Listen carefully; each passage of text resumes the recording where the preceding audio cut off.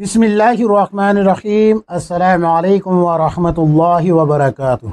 दोस्तों, आज आप हज़रात की खिदमत में शदीद ज़ईफ़ बेअसल और मन घड़त रिवायतों के ताल्लुक़ से ये 48वां वीडियो पेश कर रहा हूँ। अब से पहले आप हज़रात की खिदमत में 47 वीडियो पेश किए जा चुके हैं। अगर आपने वीडियोज़ नहीं देखे तो प्ले लिस्ट में जाके देख लीजिए, आपको तमाम वीडियोज़ मिल जाएंगे। उन तमाम वीडियोज़ में बताया गया है कि शदीद ज़ईफ़ रिवायत कौन सी है, बग़ैर सनद वाली रिवायत कौन सी है, बेअसल रिवायत कौन सी है, मन घड़त रिवायत कौन सी है और बातिल रिवायत कौन सी है, मुनकर रिवायत कौन सी है और इन रिवायतों के क्या क्या हुक्म है। ज़ैल में कुछ ऐसी रिवायतों को भी पेश किया गया है जिनको उलमा ने फ़ज़ाइल में बयान करने की इजाज़त दी है। आज भी कुछ ऐसी ही रिवायतें आप हज़रात की खिदमत में पेश की जा रही है, या तो वो शदीद ज़ईफ़ होगी या बेअसल होगी या बग़ैर सनद वाली होगी या मुनकर होगी या मन घड़त होगी या बातिल होगी, यानी जो भी हुक्म होगा आप हज़रात की खिदमत में पेश कर दिया जाएगा। तो शुरू करते हैं आज का वीडियो। सबसे पहली जो रिवायत है वो ये है, हदीस क़ुदसी है, यानी कि इसको हदीस क़ुदसी के तौर पे पेश किया जाता है और फरमाते हैं कि अल्लाह तबारक व तआला फरमाता है, ए मेरे बंदे, मैं तुझसे मोहब्बत करता हूँ, तुझ पर भी मेरे हक़ की कसम है कि तू भी मुझसे मोहब्बत कर। इस रिवायत के बारे में हुक्म क्या है? अल्लामा आरिफ बिल्ला अबुल क़ासिम अब्दुल करीम बिन हवाज़िन कसीर रहमतुल्लाह अलैहि ने लताइफुल इशारात में ये बाज़ कुतुबुल अंबिया, यानी कि बाज़ जो पुराने नबी है उनकी किताब का हवाले के तौर पर पेश किया है कि बाज़ अंबिया की जो किताब है उनमें ज़िक्र की गई है। इसी तरीके से इमाम गज़ाली रहमतुल्लाह अलैहि ने भी यही कहा है हमें अपनी। तो इसके बारे में हुक्म क्या है? तो इसके बारे में हुक्म ये है कि तलाश बसियार के बावजूद ये रिवायत आप संदन ताहाल कहीं नहीं मिल सकी, और जब तक इसकी कोई मोतबर सनद ना मिले तब तक जो है इसको रसूलुल्लाह सल्लल्लाहु अलैहि वसल्लम के इंतिसाब से बयान ना किया जाए। अब यहाँ पर एक वाज़ेह बात भी पेश कर दी जा रही है कि हदीस क़ुदसी कहलाने के लिए ये ज़रूरी है कि वो रसूलुल्लाह सल्लल्लाहु अलैहि वसल्लम के इरशादात से साबित हो, जैसा कि शेख मोहम्मद अवामा हफ़िज़ुल्लाह ताला अपनी किताब मनशहाल हदीसुल क़ुदसिया में फरमा रहे हैं। यानी कि रसूलुल्लाह सल्लल्लाहु अलैहि वसल्लम अगर बता रहे हैं कि हदीस क़ुदसी है तो फिर हदीस क़ुदसी है, वो भी जो है अगर आप सल्लल्लाहु अलैहि वसल्लम की जो अक़वाल है, जो हदीस है, वो मोतबर सनद से साबित हो तो यहाँ पर तो जो है ये आप सल्लल्लाहु अलैहि वसल्लम की तरफ मंसूब भी नहीं की जा रही और किताबों में भी किसी सनद से नहीं मिल रही। तो तलाश बसियार के बावजूद ये रिवायत नहीं मिली, लिहाजा इसको बयान न किया जाए। अगली रिवायत भी सुन लीजिए। अल्लाह सुब्हानहू व तआला फरमाते हैं, मैं तुम्हें बुलाता हूँ और तुम मिलने से इनकार करते हो। मैं तलाश में अपना कासिद भेजता हूँ, नींद में तुम्हारे पास बज़ाते खुद जलवा अफरोज़ होकर तुमसे मिलता हूँ। इस रिवायत के बारे में हुक्म क्या है? इस रिवायत के बारे में हुक्म यह है कि तलाश बसियार के बावजूद ये रिवायत सनदन ताहाल कहीं नहीं मिल सकी, और जब तक इसकी कोई मोतबर सनद न मिले रसूलुल्लाह सल्लल्लाहु अलैहि वसल्लम के इंतिसाब से बयान नहीं की जा सकती। मेरे अजीज़ साथियों, तबीयत ख़राब है, दुआओं की दरख्वास्त है आपसे। आवाज़ भी नहीं निकल रही, सर में भी शदीद दर्द है, नाक, कान और गले में और बदन में दर्द है, बुखार भी बना हुआ है, तो दुआओं की दरख्वास्त है आपसे। अगली रिवायत भी सुन लीजिए। हज़रत मूसा अलैहिस्सलाम का बे औलाद औरत को अल्लाह ताला की तरफ से ये पैगाम देना कि तुम्हारी किस्मत में औलाद नहीं है, फिर फ़कीर को सदका देने से अल्लाह ताला का उसको 4 बेटे अता करना। ये मशहूर वाक़या है कि एक मरतबा हज़रत मूसा अलैहिस्सलाम अल्लाह तबारक व तआला से हम कलाम होने के लिए कोहे तूर पर जा रहे थे, तो एक औरत मिली रास्ते में जो कि बांझ थी। तो उसने हज़रत मूसा अलैहिस्सलाम से कहा कि अल्लाह तबारक व तआला से पूछे कि मुझे औलाद होगी या नहीं। तो हज़रत मूसा अलैहिस्सलाम ने अल्लाह तबारक व तआला से पूछा, तो अल्लाह तबारक व तआला ने मना कर दिया कि उसको औलाद नहीं होगी। तो कुछ दिनों बाद या कुछ सालों बाद हज़रत मूसा अलैहिस्सलाम का गुज़र फिर उसी रास्ते से हुआ, तो देखा कि उस औरत के पास जो है बच्चे हैं, और मूसा अलैहिस्सलाम को जो है हज़रत मूसा अलैहिस्सलाम को उस औरत ने कहा कि आप तो कहते थे कि मुझे बच्चे नहीं होंगे, देखिए मुझे 4 बेटे हुए हैं।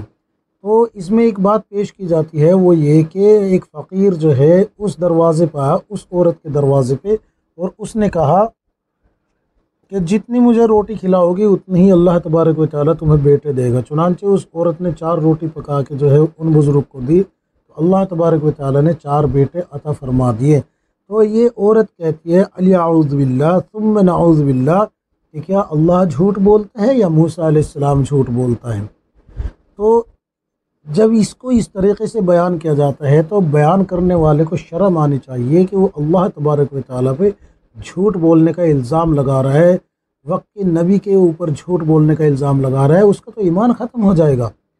اللہ کی طرف جھوٹ منسوب کرنا کہ اللہ معاذ اللہ جھوٹ بولتا ہے تو آدمی کافر ہو جاتا ہے۔ تو یہ جتنے بیان کرنے والے ہیں ان کو شرم آنی چاہیے کہ وہ کیا کہہ رہے ہیں۔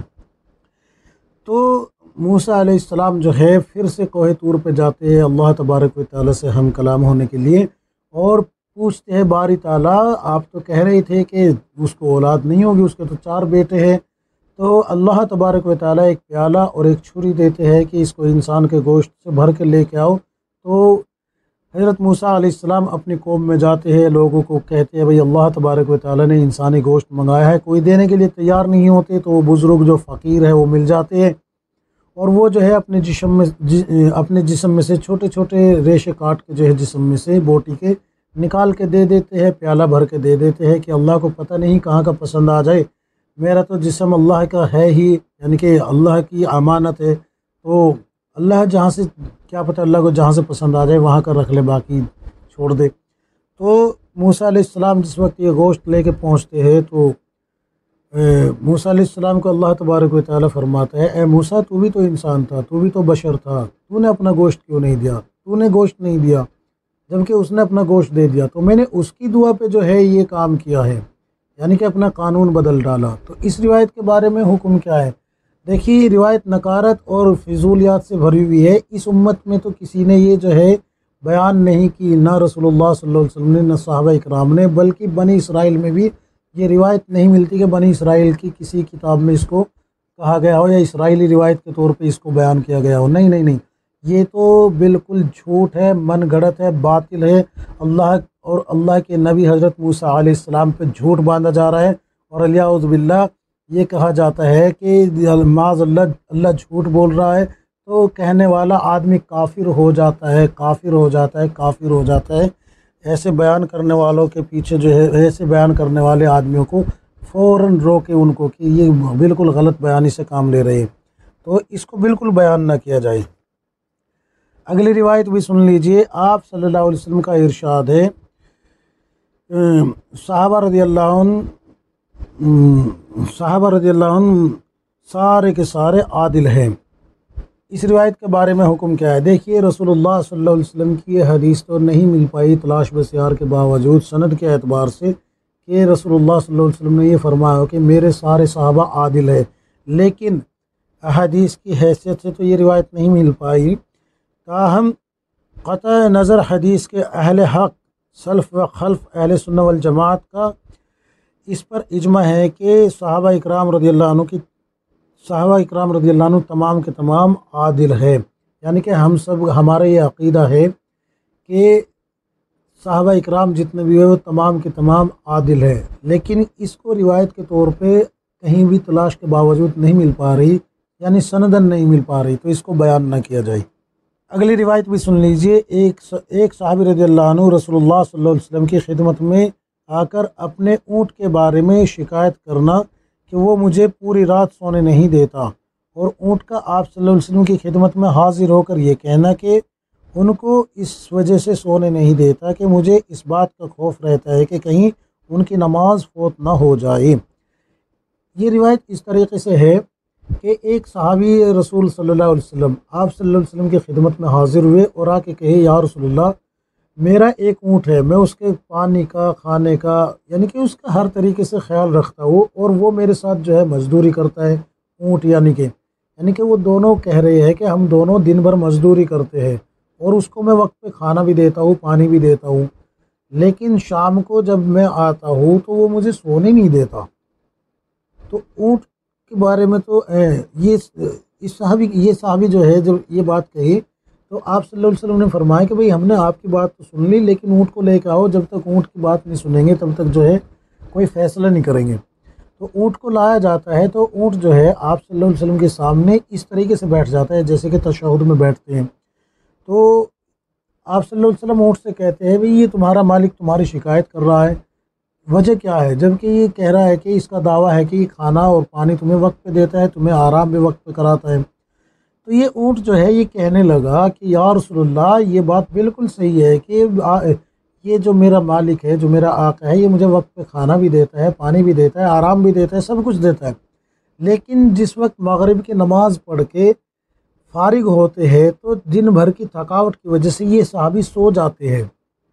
اب جب یہ سو جاتے ہیں تو عشاء کی نماز یہ دیر سے پڑھتے ہیں، تو میں اس لیے جو ہے ان کو جگاتا ہوں، عجیب سی آوازیں نکال کے، خوف زدہ آوازیں نکال کے اس لیے جگاتا ہوں کہ کہیں ان کی نماز قضا نہ ہو جائے، اور ان کی نماز قضا ہونے پہ اگر اللہ تبارک و تعالیٰ نے روز قیامت مجھ سے سوال کر لیا کہ بھائی تمہارا آقا سوتا رہا اور تم جو ہے دیکھتے رہے، تم نے جگایا کیوں نہیں، تو میں تو خوف الہی سے وہ آوازیں نکالتا ہوں جس سے یہ اٹھ جاتے ہیں اور اپنی نماز ادا کر لیتے ہیں۔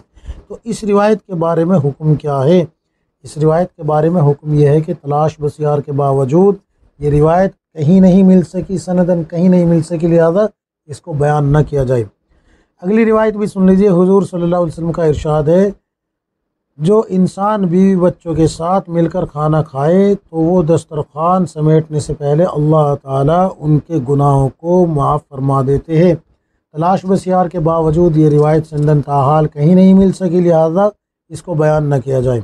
اگلی روایت بھی سن لیجیے۔ جائز تمنا پوری نہ ہونے پر فقیر کا ٹھنڈی سانس لینا آدمی کی 100 سالہ عبادت کے برابر ہے، اور ایک مقام پر اس طریقے سے کہا جاتا ہے کہ فقیر کی دعا قبول نہ ہونے پہ ٹھنڈی سانس لینا اس کی تمام زندگی کی عبادت سے بہتر ہے۔ تو اس روایت کے بارے میں حکم کیا ہے؟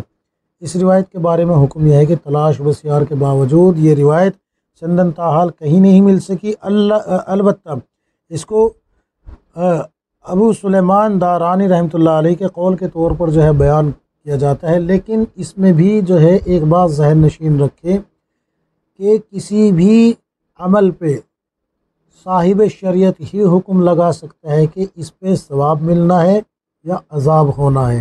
تو یہاں پر جو ہے جو حضرت سلیمان رحمۃ اللہ علیہ دارانی رحمۃ اللہ علیہ کے قول کے طور پہ اس کو بیان کیا جاتا ہے، تو یہاں پر بھی جو ہے 100 سالہ عبادت یا پھر جو ہے ساری زندگی عبادت کے برابر ثواب نہیں ثابت کر سکتے۔ کیوں؟ اس لیے کہ یہ صاحب شریعت نہیں ہے۔ صاحب شریعت کہتے ہیں نبی کو، نبی ہی حکم لگا سکتا ہے ثواب کا یا عذاب کا، سمجھ گئے نا؟ تو اس لیے آپ صلی اللہ علیہ وسلم کے انتصاب سے اس کو بیان نہ کیا جائے کہ کیوں، اس لیے کہ ملی نہیں۔ اگلی روایت بھی سن لیجئے۔ اللہ تعالیٰ کا رات کے وقت فرشتوں کی ایک جماعت کو حکم دینا کہ فلاں ناپید بندوں کو تھپکی دے کر سلائے رکھو اور فلاں محبوب بندوں کو پر مار کر تہجد کے لیے بیدار کر دو، اور فلاں مقرب بندوں کو کروٹ دے دو، وہ چاہیں گے عبادت کریں گے یا سوتے رہیں گے، میں ان سے راضی ہوں۔ دیکھیے اس روایت کو اس طریقے سے بیان کیا جاتا ہے کہ اللہ تبارک و تعالیٰ فرشتوں کی ایک جماعت کو زمین پہ بھیجتا ہے کہ جاؤ، اور جو رات بھر جاگ رہے ہیں اور لہو و لعب میں لگے ہوئے ہیں اور لغویات میں اپنے آپ کو ڈالا ہوا ہے، تو یہ جو تہجد کا وقت جہاں لوگ تہجد کے لیے اٹھتے ہیں، ان کو تھپکی دے دے کے سلا دو۔ یہ جو رات بھر جو ہے فاحش کاری میں، لہو و لعب میں، لغویات میں لگے ہوئے ہیں، ان کو تھپکی دے دے کے سلا دو۔ یہ ایسے بندے ہیں، یہ میرے سامنے کھڑے ہونے کے قابل نہیں ہے، میں ان کو جو ہے اپنے سامنے کھڑا ہونا دیکھنا بھی پسند نہیں کرتا، لہذا ان کو سلا دیا جاتا ہے۔ اور وہ بندے جو کہ عشاء کی نماز پڑھ کے سو جاتے ہیں، ان کو اللہ تبارک و تعالیٰ فرماتا ہے فرشتوں کو کہ ان کو اپنے پروں سے جگا دو تاکہ یہ تہجد پڑھ لے۔ پھر ایک جو ہے جماعت فرشتوں کی دوسری بھیجتا ہے اللہ تبارک و تعالیٰ دنیا میں، اور کہتا ہے کہ میرے مقرب بندوں کو اٹھاؤ، یعنی کہ ان کو کروٹ دلاؤ، اٹھاؤ کا لفظ نہیں، کروٹ دلاؤ۔ اگر وہ اٹھ جائے اور تہجد پڑھ لے تو بھی ٹھیک ہے، اور اگر کروٹ بدلنے کے بعد بھی سو جائے تو بھی ٹھیک ہے، کوئی دقت نہیں ہے، میں ان سے راضی ہوں اس حال میں بھی، یعنی کہ ان کے اس حال میں بھی میں ان سے راضی ہوں۔ تو اس روایت کے بارے میں حکم کیا ہے؟ تو اس روایت کے بارے میں حکم یہ ہے کہ تلاش بسیار کے باوجود یہ روایت سنداً تاحال کہیں نہیں مل سکی، اور جب تک اس کی کوئی معتبر سند نہ ملے رسول اللہ صلی اللہ علیہ وسلم کے انتساب سے بیان نہ کی جائے۔ اگلی روایت بھی سن لیجئے۔ نبی صلی اللہ علیہ وسلم نے ایک مرتبہ جہاد سے واپس تشریف لاتے ہوئے دریا کے کنارے پر پڑاؤ ڈالا۔ آپ صلی اللہ علیہ وسلم اپنی ضروریات سے فارغ ہوئے اور آپ صلی اللہ علیہ وسلم نے اسی وقت تیمم فرما لیا۔ ایک صحابی رضی اللہ عنہ نے عرض کیا، اے اللہ کے نبی صلی اللہ علیہ وسلم، وہ سامنے پانی ہے؟ فرمایا، ہاں، کیا معلوم کہ یہاں سے وہاں جانے تک میری زندگی ساتھ دے یا نہیں، اس لیے میں نے احتیاطاً تیمم کر لیا ہے۔ پھر آپ صلی اللہ علیہ وسلم نے جا کر وضو فرمایا اور نماز ادا کی۔ اس روایت کے بارے میں حکم کیا ہے؟ دیکھیے، تلاش بسیار کے باوجود یہ روایت تو نہیں مل رہی، اس خاص سیاق کے ساتھ نہیں مل رہی کہ اس طریقے سے آپ صلی اللہ علیہ وسلم نے کہا۔ البتہ مسند احمد جلد نمبر 4 میں آپ کھول کے دیکھیں، آپ کو اس سے ملتی ہوئی بالکل ہو بہو اسی کے آس پاس ملتی ہوئی روایت مل جائے گی، اس کو بیان کرے کوئی دقت نہیں ہے، لیکن یہ روایت تلاش بسیار کے باوجود نہیں مل رہی۔ اگلی روایت بھی سن لیجیے۔ حضور صلی اللہ علیہ وسلم کا ارشاد ہے کہ جنتی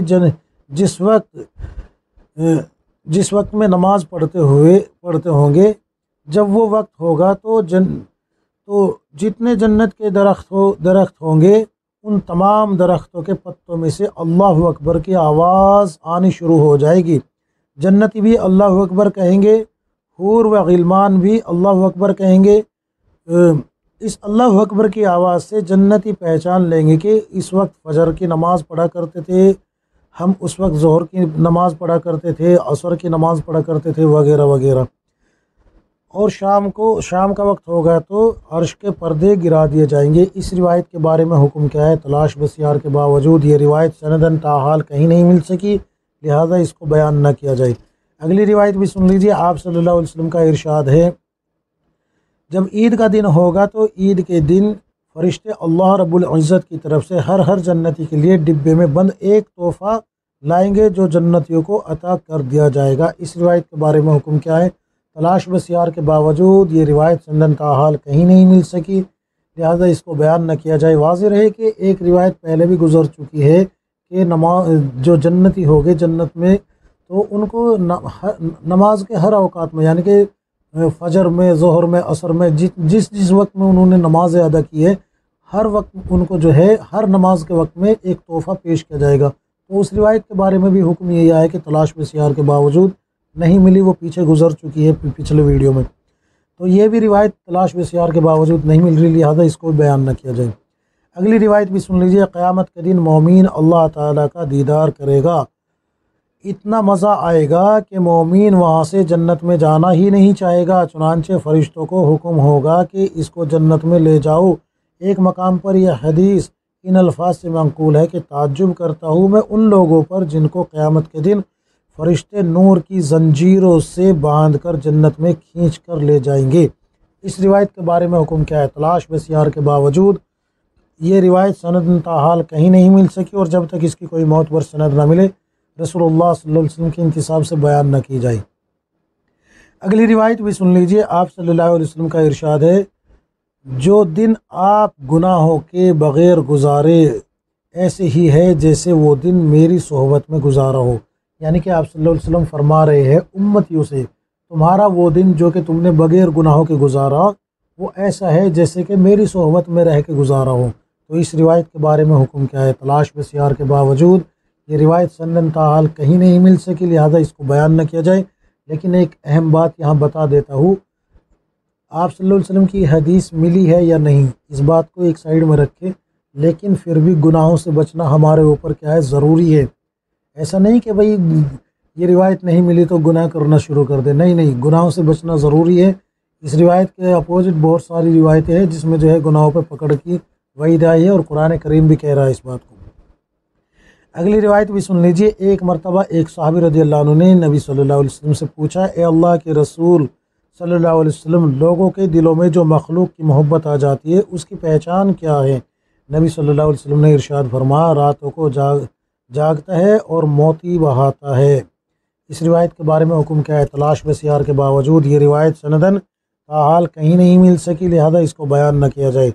اگلی روایت بھی سن لیجئے۔ آپ صلی اللہ علیہ وسلم کا ارشاد ہے، جو آدمی تہجد پڑھتا ہے اس کے جسم کے اعضاء ایک دوسرے کو کہتے ہیں ہمارا ساتھی آج رات اللہ تعالیٰ کی خدمت گزاری کے لیے کھڑا ہو گیا ہے۔ اس روایت کے بارے میں حکم کیا ہے؟ تلاش بسیار کے باوجود یہ روایت سندن تاحال کہیں نہیں مل سکی، لہذا اس کو بیان نہ کیا جائے۔ یاد رکھے سند کے اعتبار سے نہیں مل رہی، ورنہ اس کو حافظ جوزی رحمۃ اللہ علیہ نے ابن جوزی رحمۃ اللہ علیہ نے اپنی اس میں تخریج کیا ہے، نقل کیا ہے، لہذا لیکن بغیر سند کے کیا ہے، لہذا اس کو بیان نہ کیا جائے۔ اگلی روایت سن لیجئے۔ آپ صلی اللہ علیہ وسلم کا ارشاد ہے، ہر وہ چیز جو تجھے اللہ سے غافل کر دے وہی تیرا معبود ہے۔ اس روایت کے بارے میں حکم کیا ہے؟ تلاش بسیار کے باوجود یہ روایت سندن تاحال کہیں نہیں مل سکی، اور جب تک اس کی کوئی معتبر سند نہ ملے آپ صلی اللہ علیہ وسلم کے انتصاب سے بیان نہ کی جائے۔ اگلی روایت بھی سن لیجئے۔ نبی صلی اللہ علیہ وسلم نے فرمایا، ہر وہ بندہ جو اللہ تعالیٰ کا مطیع اور فرما بردار ہو وہ ذکر کرنے والا ہے۔ اس روایت کے بارے میں حکم کیا ہے؟ تلاش بسیار کے باوجود یہ روایت سندن تاحال کہیں نہیں مل سکی، اور جب تک اس کی کوئی معتبر سند نہ ملے آپ صلی اللہ علیہ وسلم کے انتصاب سے بیان نہ کی جائے۔ اگلی اور آخری روایت بھی سن لیجیے۔ اس کتاب کی آخری روایت ہے، آپ صلی اللہ علیہ وسلم کا دریا کے کنارے پر عصر کی نماز کے بعد اپنی امت کے لیے رو رو کر مغفرت کی دعا مانگنا، اور ایک چڑیا کا اپنی چونچ میں چند دانے ریت کے لے جا کر دریا میں ڈالنا۔ پھر آپ صلی اللہ علیہ وسلم کے پوچھنے پر جبرائیل علیہ السلام کا آپ صلی اللہ علیہ وسلم کو بتانا کہ جس طرح چڑیا کے ریت کے چند دانوں سے دریا میں کوئی فرق نہیں پڑتا، اسی طرح آپ صلی اللہ علیہ وسلم کی امت کے گناہ اللہ تعالیٰ کی رحمت کے دریا کے سامنے کوئی حیثیت نہیں رکھتے۔ اس طریقے سے اس کو کہا جاتا ہے کہ ایک مرتبہ آپ صلی اللہ علیہ وسلم کسی غزوہ سے واپس تشریف لا رہے تھے، ایک دریا کے کنارے آپ صلی اللہ علیہ وسلم نے جو ہے عصر کی نماز پڑھی، اور نماز پڑھنے کے بعد اپنی امت کے لیے رو رو کر دعا کی، تو ایک چڑیا وہاں سے گزری، مطلب ایک چڑیا نے ریت کے چند دانے اٹھائے اور دریا میں ڈال دیے، پھر اٹھائے پھر ڈال دیے، پھر اٹھائے پھر ڈال دیے، اس طریقے سے 3 مرتبہ ہوا۔ تو آپ صلی اللہ علیہ وسلم جو ہے اس چڑیا کی طرف متوجہ ہو گئے، تو حضرت جبرائیل علیہ السلام آئے اور آ کے کہنے لگے، اے اللہ کے پاک پیغمبر صلی اللہ علیہ وسلم، جس طریقے سے اس چڑیا نے ریت کے چند دانے دریا کے اندر ڈالے ہیں اور دریا پہ کوئی فرق نہیں پڑا، ویسے ہی آپ کی امت کے گناہ اللہ کی رحمت کے دریا میں کوئی معنی نہیں رکھتے، لہٰذا آپ پریشان نہ ہوئے۔ تو یہ روایت تو تلاش بسیار کے باوجود نہیں ملتی، لیکن مسلم شریف کی روایت ہے، پوری روایت پڑھ کے سنا دیتا ہوں میں۔ حضرت عبداللہ بن عمر بن عاص رضی اللہ عنہ سے روایت ہے کہ نبی کریم صلی اللہ علیہ وسلم نے ابراہیم علیہ السلام کے بارے میں اللہ تعالیٰ کے قول کی تلاوت فرمائی، اے میرے پروردگار، ان بتوں نے میرے بہترین آدمیوں کو گمراہ کر دیا، جو شخص میری راہ چلے گا وہ میرا ہے۔ اور حضرت عیسیٰ علیہ السلام کے بارے میں اللہ تعالیٰ کے اس قول کی تلاوت فرمائی، اگر آپ ان کو سزا دے تو یہ آپ کے بندے ہیں، اور اگر آپ ان کو معاف فرما دے تو آپ زبردست ہے، حکمت والے ہیں۔ اس کے بعد اپنے دونوں ہاتھ اٹھائے اور فرمایا، اے اللہ میری امت اور سسکیاں لی، تو اللہ تعالیٰ نے ارشاد فرمایا، اے جبرائیل محمد صلی اللہ علیہ وسلم کے پاس جاؤ، حالانکہ آپ کا رب خوب جانتا ہے، اور پوچھے کہ آپ کو کیا چیز رلا رہی ہے۔ جبرائیل علیہ السلام آپ صلی اللہ علیہ وسلم کے پاس تشریف لائے اور اللہ تبارک و تعالیٰ کا یہ پیغام پہنچایا اور پوچھا کہ آپ کو کیا چیز رلا رہی ہے، تو اللہ کے رسول صلی اللہ علیہ وسلم نے فرمایا، میری امت کا غم۔ تو اللہ تبارک و تعالیٰ نے جبرائیل علیہ السلام کو پھر بھیجا اور کہا کہ جا کے یہ کہہ دو کہ ہم آپ کو آپ کی امت کے بارے میں خوش کر دیں گے۔ تو یہ مسلم شریف کی روایت ہے، اس کو بیان کرے کوئی حرج نہیں ہے، بہترین روایت ہے، صحیح روایت ہے۔ لیکن پیچھے جو روایت گزری ہے کہ آپ صلی اللہ علیہ وسلم دریا کے کنارے پہ جو ہے اس طریقے سے دعا کر رہے تھے، تو وہ روایت سندن تاحال کہیں نہیں مل سکی، لہٰذا اس کو بیان نہ کیا جائے۔ میرے محترم عزیز ساتھیوں، بزرگوں، آپ حضرات سے دعا کی درخواست ہے، طبیعت شدید خراب ہے، بولا بھی نہیں جا رہا، بار بار اٹک بھی رہا ہوں، تو اس لیے آپ حضرات سے دعا کی درخواست ہے، دعا کیجیے اللہ تبارک و تعالیٰ مجھے شفا عطا فرما دے اور ہم سب کو کتاب و سنت کے مطابق زندگی گزارنے کی توفیق عطا فرمائے، آمین یا رب العالمین۔